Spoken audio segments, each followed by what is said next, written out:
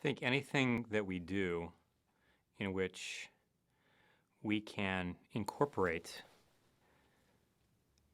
things that make logical sense to us can be used to their advantage to help transform our life. For example, if I injure my shoulder and my physical therapist, after I see them, they say, take this exercise home and do it 3 times a day.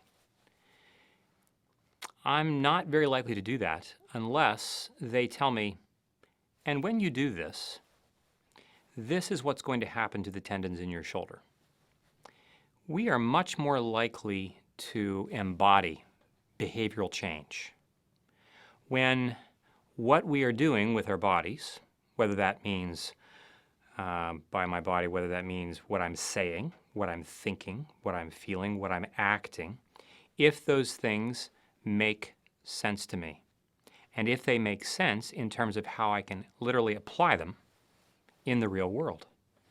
And so, for example, if someone says to me, the more you pay attention to certain things, the more you establish that those things will become more permanent, not just in your thinking, but literally in your brain.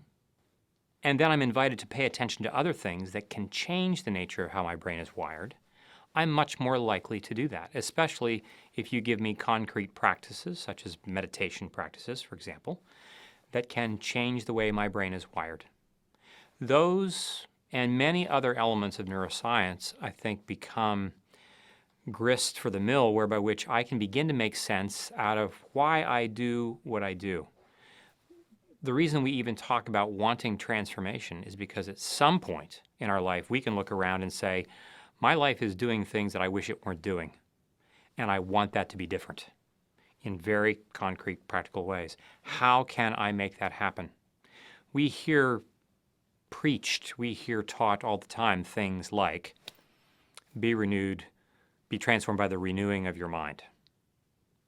I have no idea what that means in real life.